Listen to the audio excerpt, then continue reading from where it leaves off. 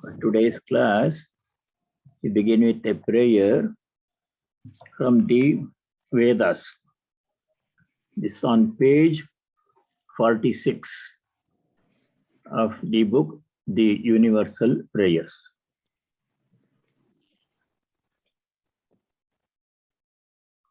This prayer is for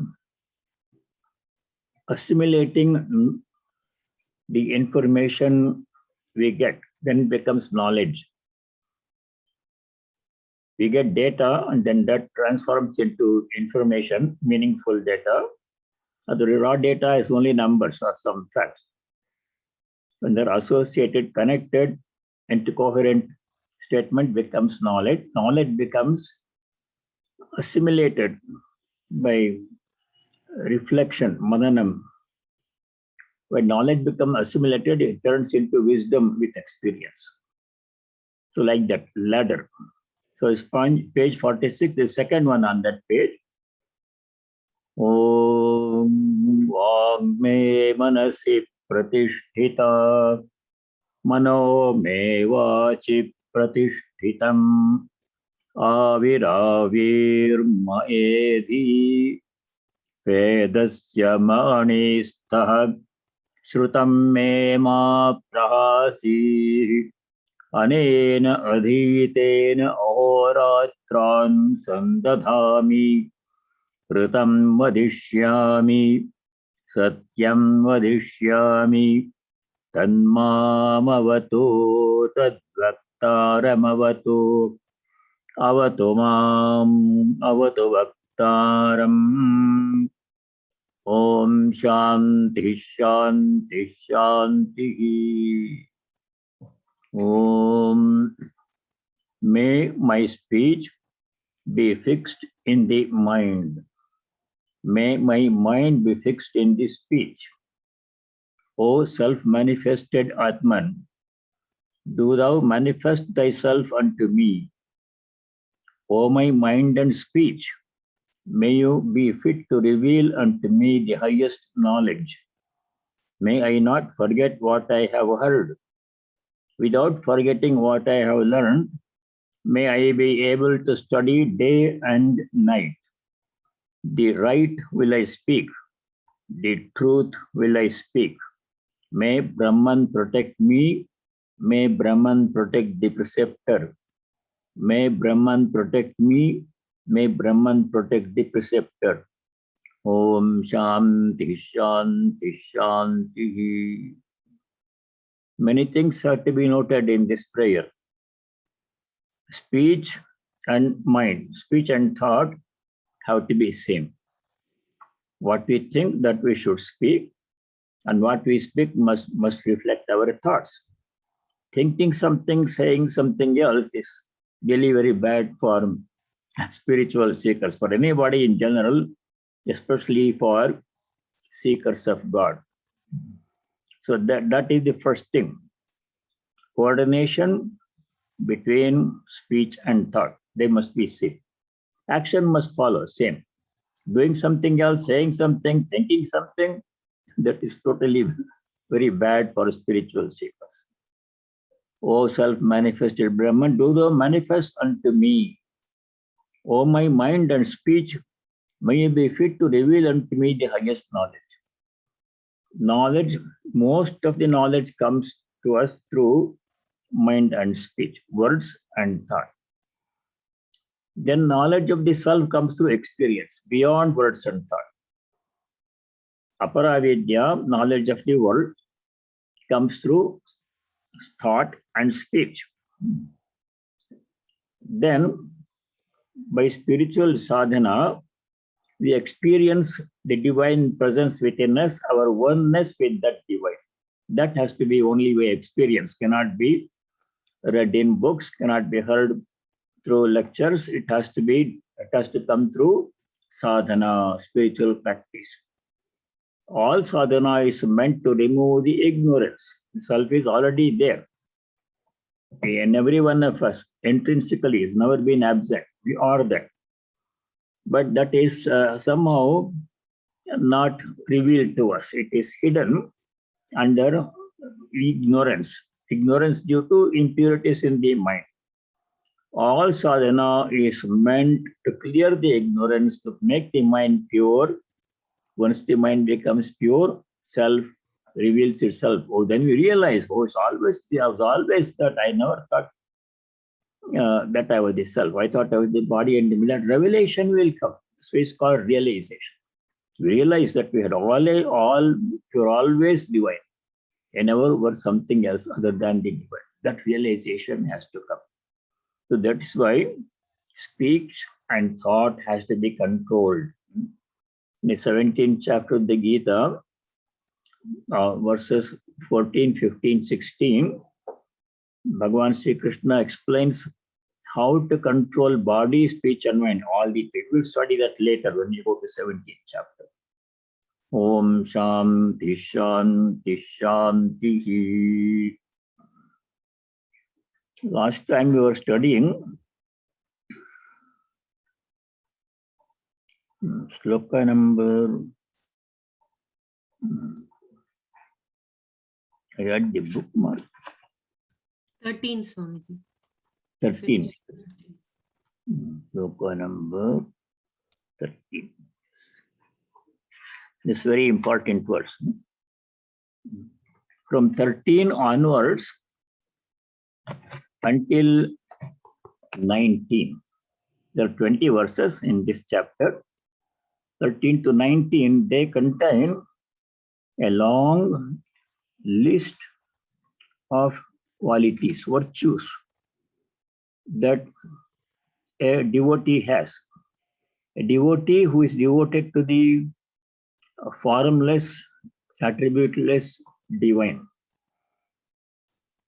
There are devotees, there are different categories of devotees. Much of them have the same common traits, but some are devoted to personal God. They choose one aspect of God, Rama or Krishna or whatever their choice, Buddha or Jesus Christ, they worship that aspect of God. They are one category, worshippers of personal aspect of God, with name and form and qualities. The other category of devotees are those who worship the formless, attributeless divine, Nirguna, Nirakara, Brahma. These qualities described in chapter 12, they belong to the second category of devotees, those who worship formless, attributeless, divine. There are many common things. Of course, all devotees have to have devotion, many common things, but some things are different. In the Gospel of Sri Ramakrishna often gives the instruction to follow Narada's Bhakti, Naradiya Bhakti, described in the devotional aphorisms of Narada, Narada Bhakti Sutra, very famous book. You must have studied that, some of you, many of you. Otherwise, you have to study it. Narada Bhakti Sutra. There, Narada Maharshi describes devotion to personal God. What are the qualities of a devotee who worships personal God? For example, constant recollection of God, Avyavata Bhajanat, constantly remembering God with name and form, repeating God's name, and seeking holy company, doing all work as offering the worship of God. These are qualities of Narada Bhakti. As slightly different, but not very different from these qualities, or the qualities of a devotee worshipping impersonal aspect of God. Those are described in verses 13 to 19. Many are common, some are a little bit different.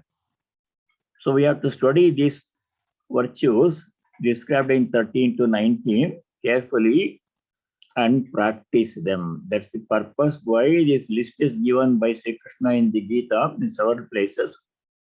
It is for us to practice these virtues and ourselves become devotees of God. How do you become devotees of God? By practicing the virtues of a devotee. Just like if you want to become a doctor, then you have to shadow a doctor and then do the medical studies 4 years, then internship, residency, fellowship, like that. So you behave as if you are a doctor. From the day you begin medical school, you put on the white coat. There's something called white coat ceremony for medical students entering medical school. From the day you begin your medical school, you have to behave like a doctor. You have to put on the white coat and take the oath not to harm anybody, but to help everybody, and then practice medicine. In the same way, if you want to become devotees, we have to do exactly what a devotee does. What kind of virtues, good qualities a devotee has, those we have to practice. Then we become devotees. That's why this list is given here. So let us see verse number 13. I think we studied this one last time. This has many different virtues in 2 lines. Adveshta sarva bhutanam maitra karuna evacha nirmamo nirahamkaraha samadukha sukhakshami. These qualities, some of them have come before. Sarva bhutanam adveshta, no hatred. Dvesha means hatred. Adveshta means one who does not hate any being. Even if they are wicked beings, we should not hate them. We can stay away from them, pray for them, but no hatred in our hearts. So if I hate somebody, that person remains unaffected. But I am affected because the hatred in my heart burns me. It's a big obstruction to God realization, hatred. So it harms me if I hate somebody. That person whom I hate, he may not feel anything at all. So that's not hatred. Should be given up. Adveshta sarva bhutanam maitra. Maitra means friendliness towards all. Try to be as friendly as possible, but with practice this friendliness with carefulness. If you get too friendly with a certain type of people who don't share our values, then it may not be good for us. You can be friendly, but don't have to get too close to them. No hatred. Maitra, karuna. Karuna means compassion towards all beings. All beings have the same divine presence in them as they are in us. Whatever divinity is here is in all of us, in all the animals, plants, inanimate objects too. Even in inanimate objects, you should be gentle when dealing with inanimate objects, furniture, book, etc. Gently we should deal with them, treat them. No hatred, no roughness, no rudeness. Maitra karuna, compassion towards all beings. Karuna evacha nirmamo nirahamkaraha. Nirmama means not mine. Mama means mine. Nirmama means not mine. Nothing is mine. To think that something belongs to me is ignorance. We say so many things. This is my house, my property, my money, my child, my job, my body. None of these belong to us. None of these, not even the body. Though I may call it my body, it was given to us by our parents and nourished with the help of other people, and one day it will go away. I have to give it up. So only temporarily I'm residing in the body. Just like wearing a garment for some time, as long as it is good. When the garment becomes old, worn out, then I throw it away, put on another new garment. The body is like that. Where did we study that one? Body is like a garment. Second chapter, Maharaj. Second chapter, sloka number 22. Please remember where Sri Krishna describes the body, compares the body to a garment. 222. Vasamsi jirnani yatha vihaya navani grannati naroparani tatha sharirani vihaya jirnani anyani samyati navani dehi. This sloka helps us to practice detachment from the body. We are so much attached to the body. To identify with the body. I am the body, we think. That is not right. To become gradually detached from the body, I have the body, it is a temporary position. After some time, it will go away. Only between acquisition and rejection of the body, loss of the body, it will constantly change and it will deteriorate and give a lot of trouble. So we should not become attached to the body. It will go away one day. Not a permanent position. Therefore, it should be treated as such, not be attached to body too much. That is why this sloka is important. Nirmama, not mine, nothing is mine, not even the body is mine. That's how we have to practice nirmamatvam. This nirmamo nirahankaraha came earlier in the second chapter. Nirmamo nirahankara describing the qualities of a Sthita Prajna in second chapter. Chapter 2, verse number 71. I think if you go to chapter 2, verse 71, somewhere there it will be there. Somewhere there. Yes. Chapter 2, verse number 71. Nirmamo nirhankara, same phrase came. And again in chapter 12, he says Nirmamo nirhankara. So important, he repeats it. Important instructions are repeated by the Bhagwan purposefully, because if there is no repetition, we don't remember. In order for us to remember these important instructions, the same instruction comes again and again in the Gita. Very important.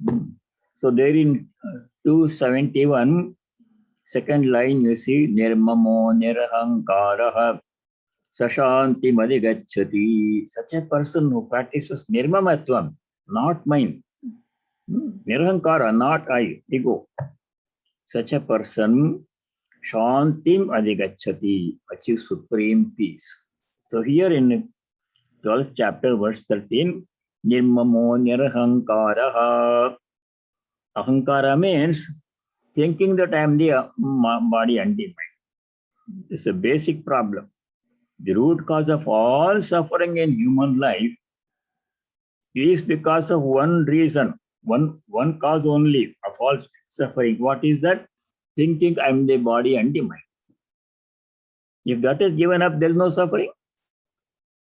No suffering at all if you give up this ahankara, because all suffering happens at the body-mind level only. What you can think of any problem people have in their life, where does it happen? Body-mind. Mostly in the mind. Body suffering is diseases, old age, etc. But mind suffers in many different ways. So all suffering happens in body-mind. If I give up attachment to body and the mind, then I have no suffering. That is, body suffer, mind suffer, I am not that. I am Atman. That separation, if you can make, total freedom from suffering. No suffering at all for Danis who say, I am not the body, mind, I am the Atman. But that is a little bit difficult. To say that I am not the body, mind is not so as easy as I am saying for everybody, including me. So what is the way? Gradually practice detachment to the body and the mind. Nothing is mine. Everything I have belongs to God. Temporarily, I am in charge. I'm a temporary caretaker of the house. This is God's house, not my house, but I can say my house in conversation. Really, it is his house. Who am I then? Temporary resident, caretaker, house sitter. Same thing in regard to all other possessions, property, money, child. My child is not my child. Biologically, it may be true, but there's body-mind connection only. So the child is God's gift to me, God's child. I'm a babysitter for some time. Child grows up and goes away, then I'm free. So like the maid servant in a rich man's house, Sri Ramakrishna says, the maid servant can say, my Rama, my Hari, my house, my garden, my kitchen, but she knows nothing belongs to her. Like that we should deal with all possessions, relationships, karma also, work also, not mine. So that is how we should practice nirmamatvam, nirmamo, nirahankara, not the body and the mind. It's a little bit difficult, but we can think of body mind as a gift from God, given to us only for one purpose. Why body mind is given to us? Human body, human mind? Because to realize God, to know our true nature, to have cultivate pure devotion to God. That's the only reason why we are born as human beings. You do all other kinds of things, enjoying pleasures and acquiring property, family, this and that. Those are not the main goals of life. Those are something that have to be done. But main goal of life, why we have got the body and the mind, only one reason why we have been given this precious gift of body and the mind by God, that is to realize Him, to know our true nature, to have pure devotion to God. That's the purpose of the body and the mind, nothing else. Nirmamo nirahankaraha. Then next one is samadukha sukha. That has come many times before. Sometimes, some time ago, many of you did the homework, where in the Gita, Bhagavan Sri Krishna has said that we should practice equanimity in Sukha Dukkha. Many of you did that one. That has come throughout the Gita, it will come throughout the Gita and many, because that's one of the most important virtues. In human life, Sukha comes, Dukkha comes. Happiness comes, unhappiness comes. No one is an exception. No matter how strong a person is, how rich a person is, how wise a person is, still suffering is inevitable. Sukha also comes. Though what we should learn is, as Sri Krishna says in many places, we should learn to remain calm under all circumstances, sukha or dukkha. You should not become perturbed by sukha or dukkha. Sukheshvanudignamana, dukheshvanudignamana, sukheshu vigatasparaha. Second chapter, Sthita Pragyan Lakshana. When happiness comes, we should not become too much exalted, celebrate too much, because next moment it may change. Nothing is permanent. When dukkha comes, unhappiness, suffering comes, we should bear it calmly, without complaining, without lamenting, without revenge. Titiksha, practice forbearance. Samadukha sukha, kshami. This samadukha sukha is a quality, virtue for all devotees, jnanis and bhaktas and karma yogis, for everybody. This equanimity in pain and pleasure is very important to practice. Last one is kshami, seventh one in this shloka. Kshami means one who has kshamata. Kshamata means forbearance. Kshamata also means forgiveness, both. Forbearance. If some problem comes, somebody insults us or does something wrong, or do not treat us kindly, gives us troubles, then we should be able to bear it calmly without hatred in our hearts. Sometimes we have to take some steps, retaliatory measures, preventive measures we have to take, remedial measures we have to take, but no hatred. Especially in a workplace, when somebody, coworker or somebody gives you trouble, then you have to stand up and say something. Otherwise, they will keep on doing it and you will become like a doormat. We should not allow that to happen. We have to resist. Sometimes we have to resist. There are ways and means, grievance procedures in companies. You have to follow them and say something. But without hatred, stand up for your rights. That is necessary in some cases. But for a serious spiritual seeker who has given up everything, then there is no retaliation at all. Whatever happens, happens by the will of God, and all bear it if it is unpleasant or painful. Because that man has nothing, that person has nothing to protect. No job, no money, no family. What is there to protect? Whatever happens, happens. If somebody beats, let them beat me. We can't be like that. When Ramana Maharshi was staying with his a couple of disciples in the ashramam in the very early days. When some robbers came to the ashramam, those robbers thought that these people, Ramana Maharshi and the disciples, are posing like very poor people having nothing, but they have stashed away some money in the ashrama. That's what the robbers thought. So they came one night and demanded money. But the disciples, Ramana Maharshi said, we don't have any money. What we have is what we are wearing, one piece of cloth. No other possession, we beg our food. But the robbers didn't believe. They began with stick, began to strike the disciples, Ramana Maharshi also. But the disciples wanted to call the police and complain. Ramana Maharshi said, no, don't do that. Let them beat. He patiently bore the beating also. We cannot do that one. We are not in that position. We are not Ramana Maharshis. We have to protect our property, possessions, our body also. So we have to do three things, as we said before. First, you have to take preventive measures. Before robbers come, you have to install security systems, alarm system and everything. Lock our doors, lock our cars, do not keep anything in the car visible outside. That is preventive measure. Still robbers may come. Then you take remedial measures. Remedy means call 911, police or whatever is to be done immediately to remedy the situation. When that has been done, then you have done everything you can. Preventive, preventive remedial measures you have taken, that's all you can do.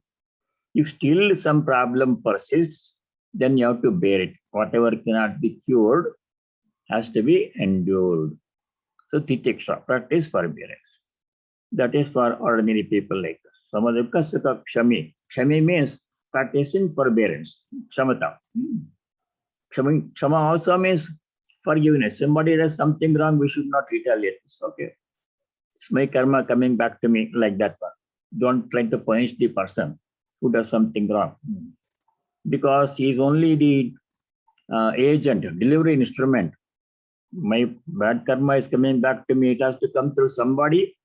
That person happens to be the agent or delivery instrument. Why to kill the messenger?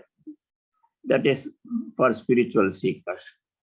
But for ordinary people, householders, some retaliation has to be done sometimes. You have to stand up for your rights and protect yourself. Nirmamo nirahamkaraha samadukha sukha kshami.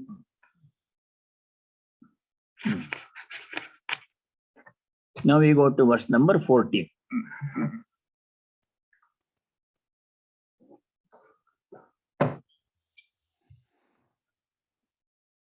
Santushta satatam yogi yatatma drida nischayah mayyarpitamano buddhir yo madbhaktas me priyah. Santushtaha satatam. Satatam applies to Santusha and Yogi both on either side. Satatam means always, without break, not sporadically, all the time. Santushtaha, remaining content, practicing contentment. Santosha, contentment, is very important virtue for not only for spiritual seekers, for everybody. Opposite of contentment is greed. Greed is a very bad quality. It can lead us to great suffering. Greed can kill a person. So in the 16th chapter, Bhagavan Sri Krishna says, three things are very bad. Kama, Krodha, Lobha. Lobha means greed. Lust, all kind of desires, anger and greed, these are very bad qualities. Tasmade tatrayam tyajet. Therefore, these three things have to be given up. 16th chapter, we'll study that later. Yes, Santosha means practicing contentment with what we have. Contentment should not be mistaken for complacency or laziness or idleness. It is possible to rationalize. Supposing somebody is not working hard, is wasting time. And if you ask him why you are wasting time, I'm content with what is there. Why should I aspire for more? Bhagavan has said to be content. That's not contentment. That is laziness or lack of motivation or some other problem. Especially for young people, students are getting poor grades. Then if a parent asks why you are getting poor grades, he says, I'm content. Sri Krishna says they have to be content in Gita.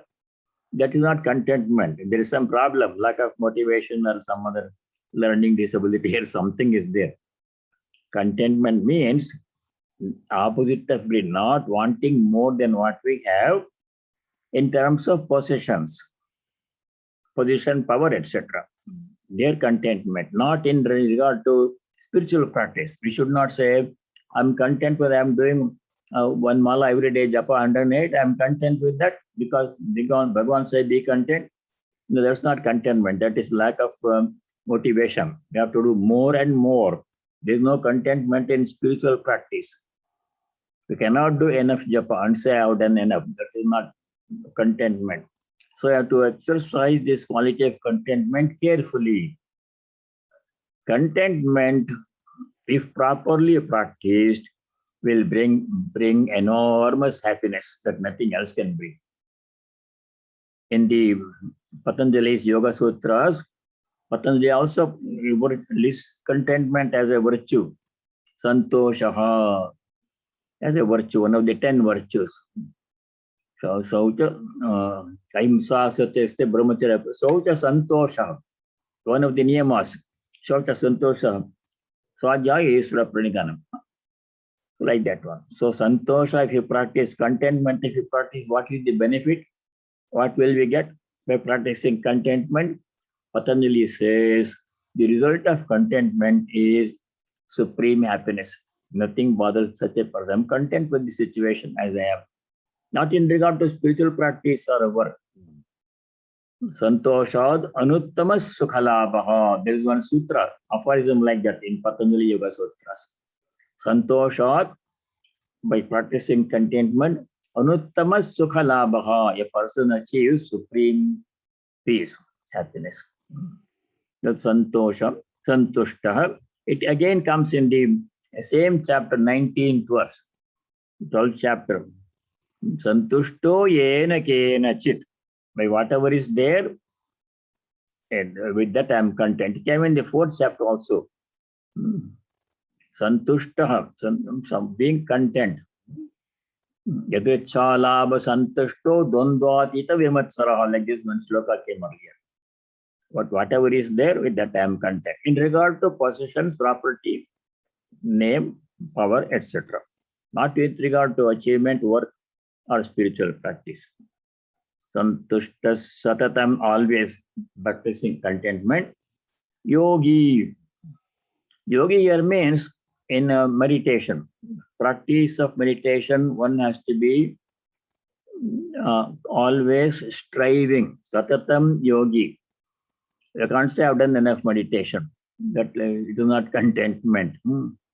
There is no limit. You have to keep on striving to do more. There is no upper limit for meditation. Satatam yogi, constantly practicing meditation and other spiritual practices. Whatever spiritual practice we do, meditation or japa or worship or whatever we are doing, that we have to do more and more. No contentment. Satatam yogi, steadfastly, without break, without interruption, practicing meditation, recollection of thought constantly. Yatatma means practicing control of body and mind. The word Atma can be used with different meanings, depends on the context. Atma can mean the physical body. Atma can mean the mind. Atma can mean the individual jiva, individual self. Atma can mean the supreme self, Paramatma. So here Atma means body and the mind, sense organs too.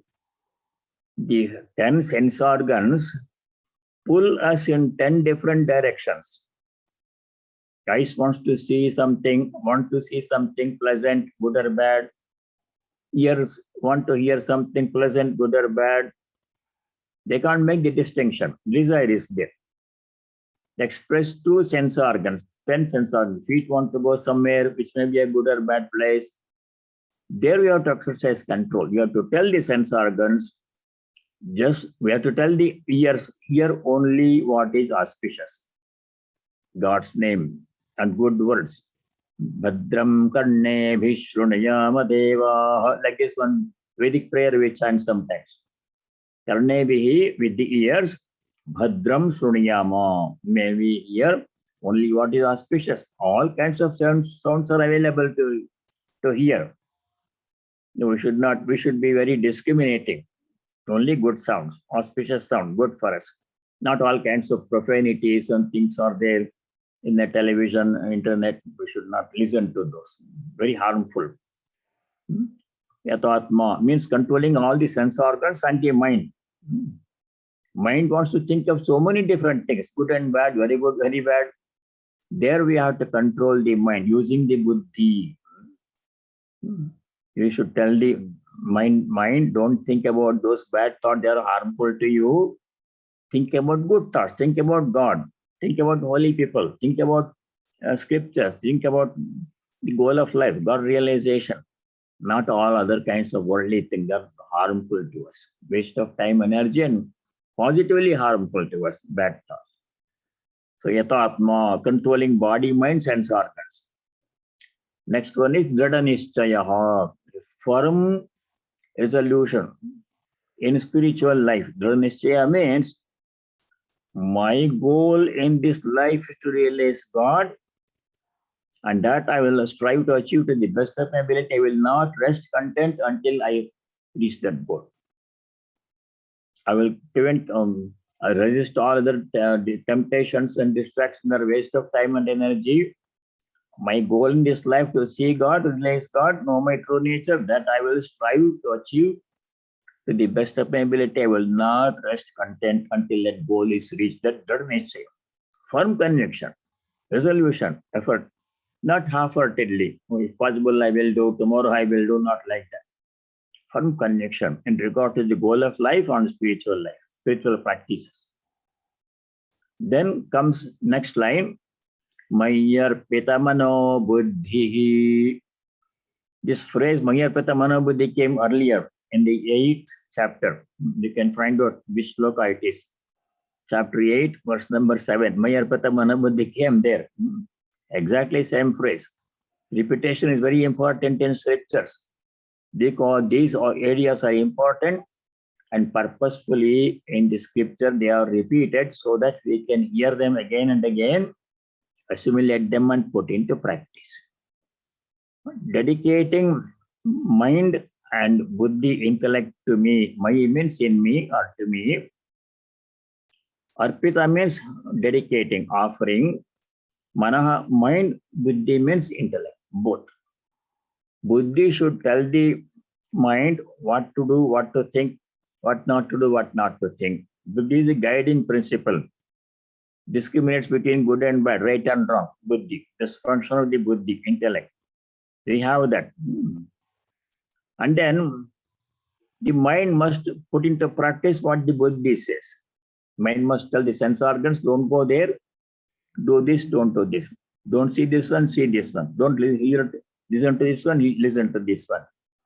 Just mind function, control sense organs. So both intellect and buddhi and mind must be dedicated to God. Means we should think only about God. We should do actions which are offered to God as worship. All our actions must be done as worship or offering to God. That is a constant practice for all spiritual seekers. Mayarpita Mano Buddhi came in chapter 8. We go to chapter 8.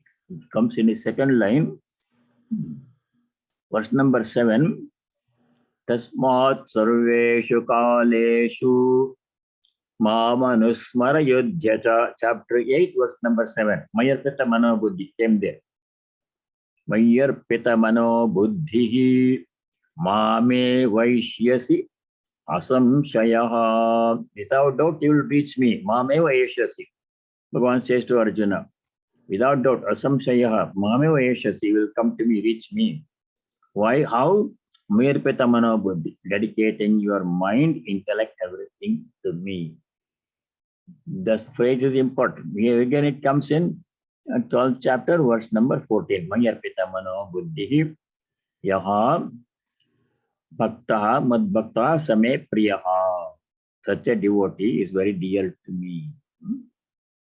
Such a devotee who dedicates his or her all life activities, thought and speech and everything to God, does everything as worship, constantly practice recollection of God, does not hate anybody, does not have greed.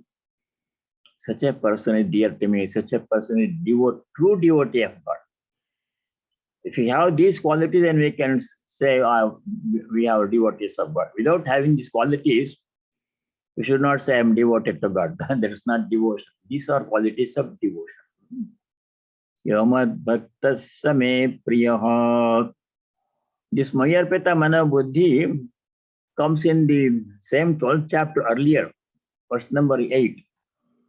There, Bhagavan Sri Krishna said, Mayyeva mana adhatsva maya buddhim niveshaya.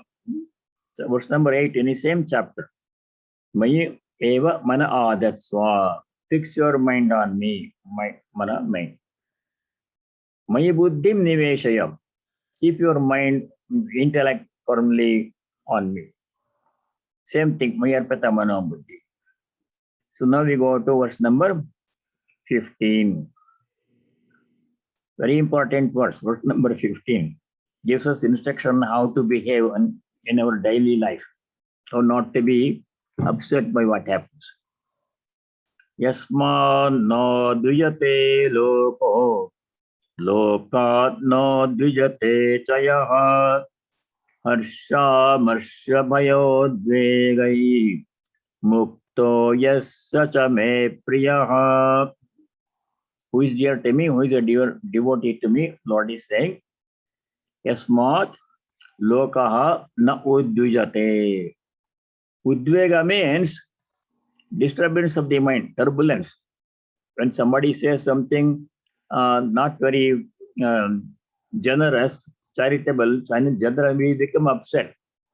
We think he is insulting me. Mind becomes upset. That is udvega. Become angry or become depressed and sad. Those qualities should not be there for a devotee. That somebody say whatever they want, I'm not affected by it.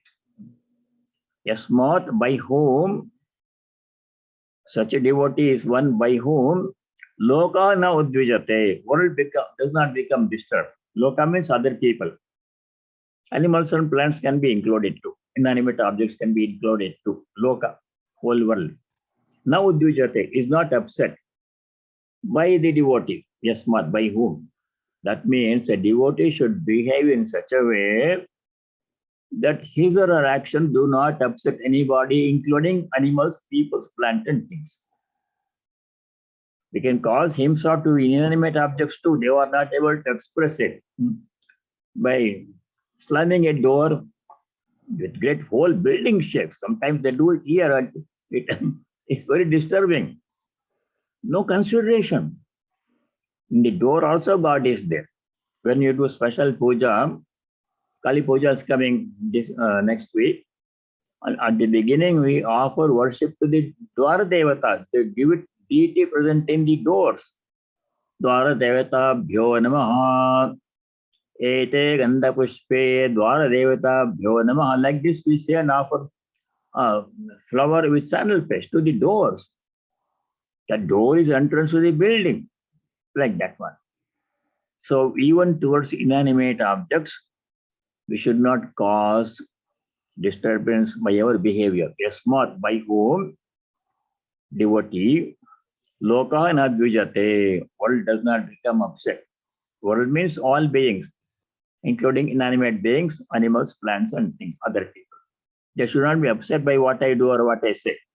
That means I should be careful in what I do and say.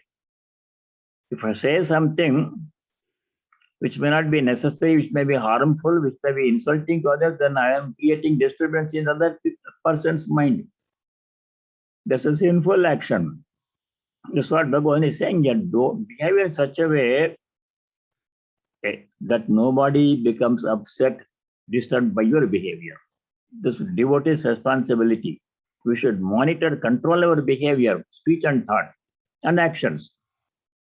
By your actions, speech, and thought, no other being should be disturbed, even to the slightest extent.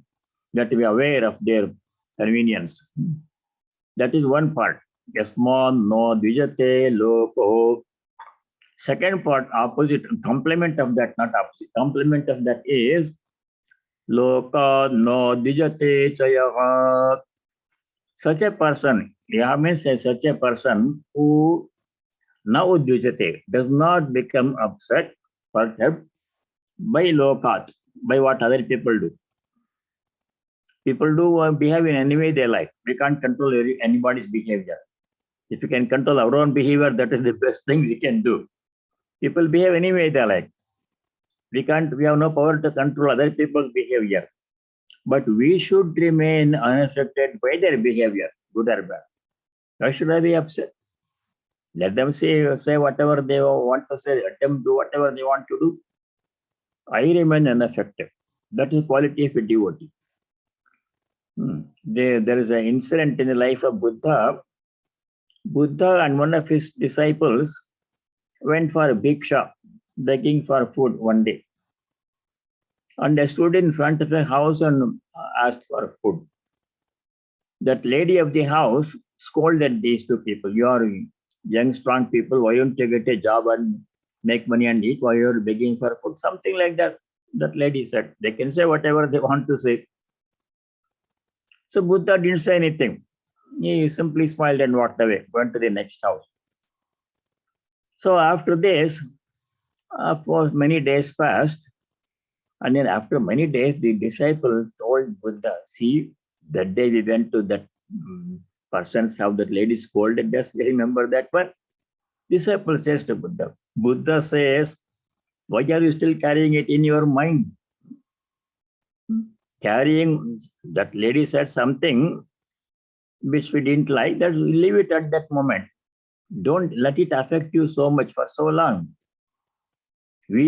Things won't affect us unless we allow them to affect us. It's in our hands. Good or bad, whatever happens, affects us to the extent we allow them to affect us. If somebody says something wrong, insulting to us, I will not feel anything but unless I allow myself to feel bad. If I say, what does it matter to me? Let that person say whatever he or she wants to say. How does it affect me? I'm free, I'm Atman, I'm soul. That thing affects me, then I will not be affected. But I allow myself to be affected. Oh, she said like this, he said like this, he did like this, she did like this.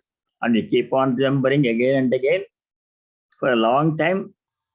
That is my problem, not that person's problem. That person said something, did something, that is it. End of the transaction. I should not carry it in my mind. I should not allow that event to affect me for a long time. That is the second part of the first line. Loka no dijate chayaha. Lokat means by whatever other people do, yaha na udvijate. That person who remains unaffected. Let them say whatever they want to say. Why should I bother about it? Like that, being indifferent, unaffected by what other people do and say. These are qualities of a devotee. I should not do anything that affects other people adversely, causes them inconvenience. One thing, what other people do, I should not become affected by that one. Both qualities have to be practiced by a devotee. Yes, if you do these two things, then we will not be bothered by anything at all. In family, so many people say so many different things. 5, 6 people are living, 3, 4 people are living. Everybody behaves in their own way, and says things as they want to say. But if I allow myself to be affected by what everybody does and says, then I will have no peace of mind at all. But I can say to myself, I remain unaffected. Whatever they say does not affect me unless I allow it to affect me. Words go into the air, and why should I be affected? Like that. Yasman no dvijate loko, lokad no dvijate chayaha. I should not do anything that may cause the least trouble to other beings, including animals, plants, people, and things. That is first line in verse number 15. Second line.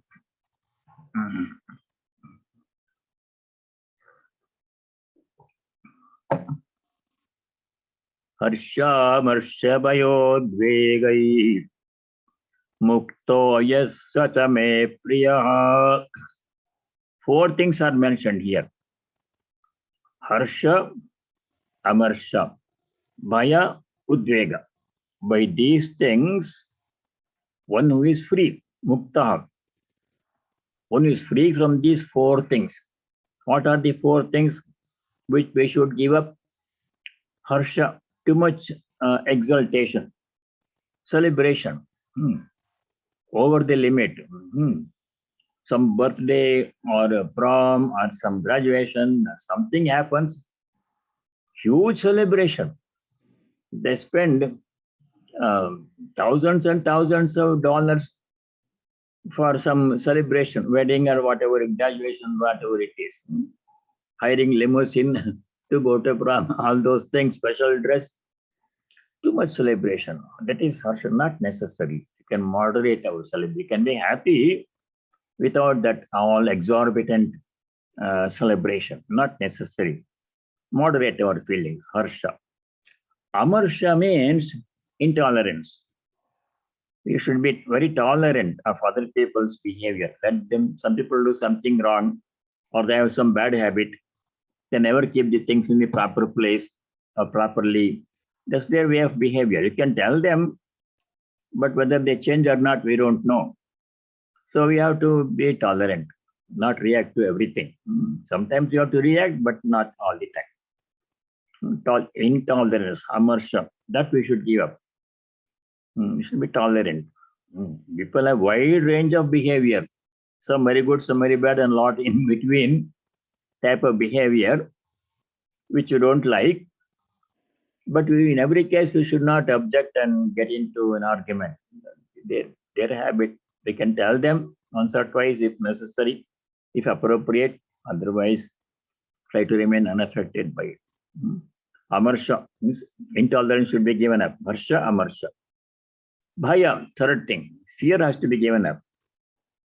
A devotee gives up fear in one way, jnani gives up fear in a different way. But either case, fear should not be there.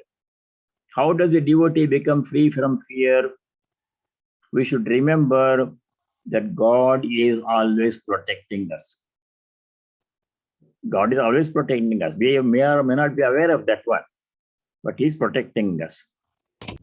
Where in many places in the Gita itself, Sri Krishna has said, Yoga Kshemam Mahamyaham. And then 9:22, we studied that one. Chapter 9, where God says, I'm protecting you. If you remember that, no fear will be there. Chapter 9, it is verse 22. 9, 17, 21. Yes, 9:22. There the Lord has promised that He will protect us and provide what is necessary for us. Basic necessity, He will provide. No need to worry, no anxiety, no fear. He says in 9:22, very important verse. Ananyas chintayanto mam yejana paryupasate tesham nityabhiyuktanam yogakshemam mahamyaham. These are key verses we have to remember. Again and again we have to study them. Yogakshemam mahami. The Lord has said, I shall provide what is necessary for our well-being. Yoga means providing things which we don't have, but which we need. Food, to wear, food to eat, clothes to wear, and place to stay. These things he will provide to everybody. Not only people, he will provide these things to animals also. That's his promise. Yogam Kshemam. Kshema means protecting what we have. Not only does he provide what we need, does he also protects what we have. That is promise. So if we have faith in the words of the Lord, then where is the fear? He is protecting us every moment. He is carrying us every moment, actually. In that book, Sri Sharda Devi and the Divine Play, Swami Chaitananda's book, very big, nice book. Sri Sharda Devi and the Divine Play. In that book, there this incident is mentioned. I think it is page 622, but I don't remember. Maybe 622. Padma knows. There was a young monk. His name was Arupananda or something. And he was talking to Holy Mother. And Holy Mother told him that Sri Ramakrishna is carrying you in his hands. She said that one in these words. But the Swami, young monk, didn't have faith in that one. How do you? I don't think he's carrying me every moment. How do I know? I don't have that feeling that he's carrying me. Holy Mother, that's your problem. You don't have faith.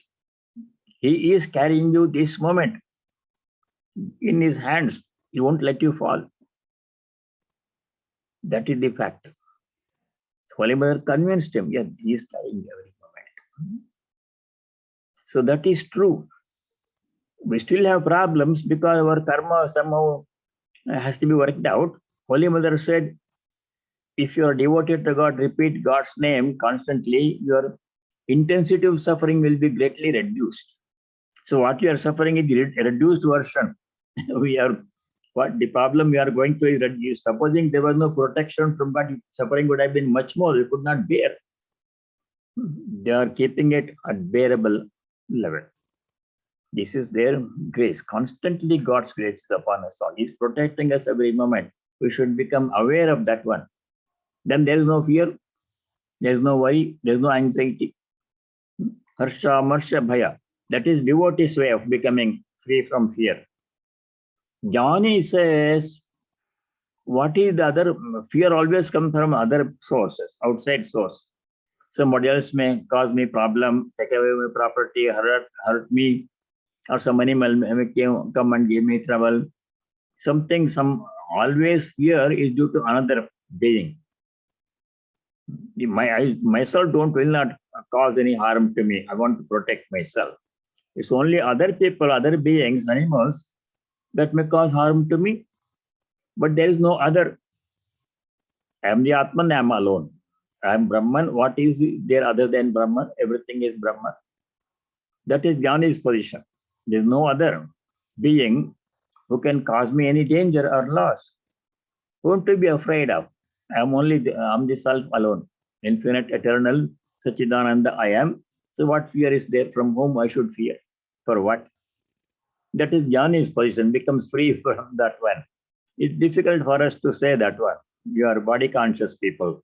Therefore, we should say, the Lord is protecting me every moment. He's providing me what I need.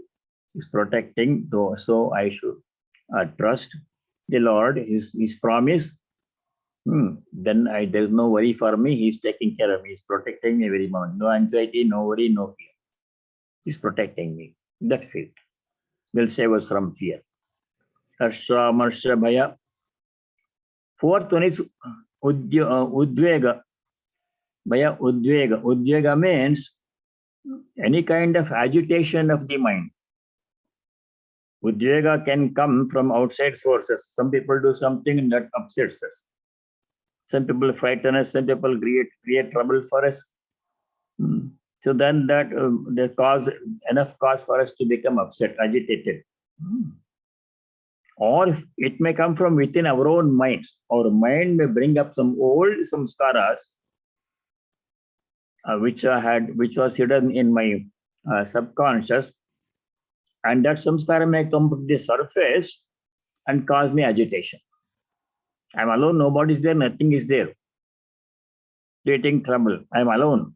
But my own mind brings up hidden old samskaras to the surface.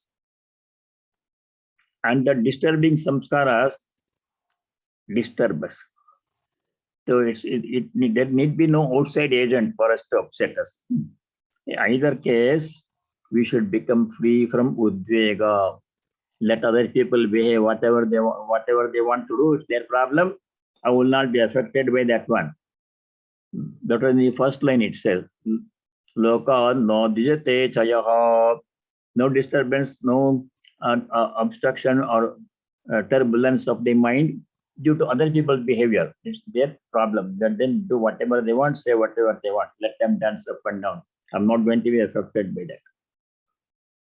And I'm not going to be affected by anything that happened in the past, or it may happen in the future. Anxiety, worry about the future will come, we become disturbed. What if this happens? What if that happens? Nothing has happened yet, but my mind thinks of imagines all kind of problems that may come in the future. That causes disturbance of the mind. That will not happen to a devotee. Complete trust in the protection of God. We have surrendered our everything, our body, mind, our actions, our thoughts, our whole life to God. He is in charge. I have given the power of attorney to God. He is leading my life, the Lord. So why it is there for to me to be afraid of, to be disturbed about? So these four things: harsha, amarsha, bhaya, udvega. Harsha means too much exaltation. Amarsha means intolerance. Bhaya means fear. Udvega means mental agitation. Free from these three things, these four things, mukta, one who is free from these four problems, such a person is a devotee dear to me. Sa me priyaha. So these are all the qualities of a devotee. The reason why this list is given here is mainly for seekers, aspirants like us to practice these virtues so we can also become devotees of God. Pure devotion means having all these virtues. If you have devotion to God, no anxiety, no worry, no fear. Let whatever people do, that does not affect me. Total peace and joy within. Enjoying communion with the divine all the time. That is devotion. That will come by doing all this, practicing all these virtues. Many more virtues until verse number 19. So we shall continue this next time from 16 onwards. 16, 17, 18, 19. 4 more verses in this chapter. From 13 to 19, that segment in this chapter is very, very important. Many people memorize this verses, 8 verses.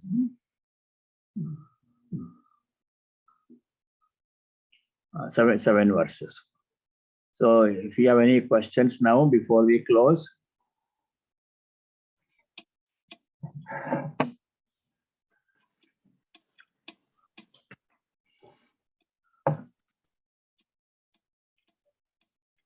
Swamiji, last Saturday we mentioned 9 steps of Bhakti Yoga.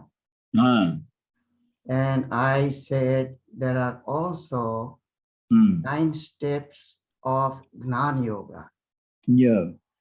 Okay, now in my note I have found those names of Gnana Yoga's steps.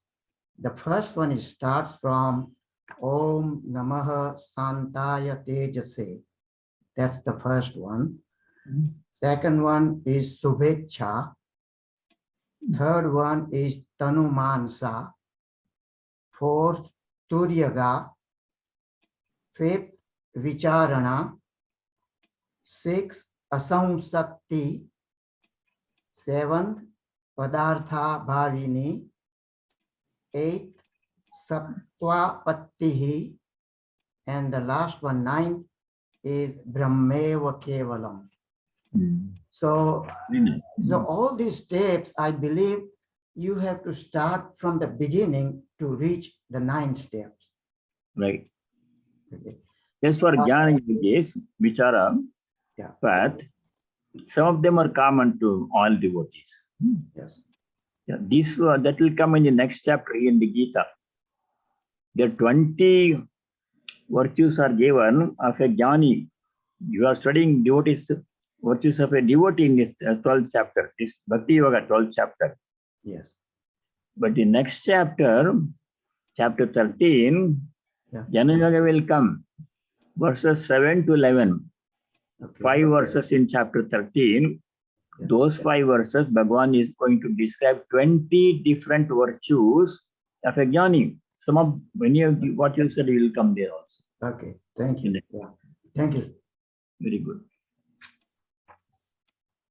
Thank you, Pranam Maharaj. Okay. Shall we say the closing prayer then? All right. Om Sarve Bhavanta Sukhinah Sarve Santu Niramaya Sarve Bhadrani Pashyantu Ma Kaschid Dukkha Bhag Bhavet Om Shanti Shanti Shanti. Om, may all be happy. Sarve Sukhinah Bhavantu. Sarve Santu Niramaya. Amaya means diseases and other problems.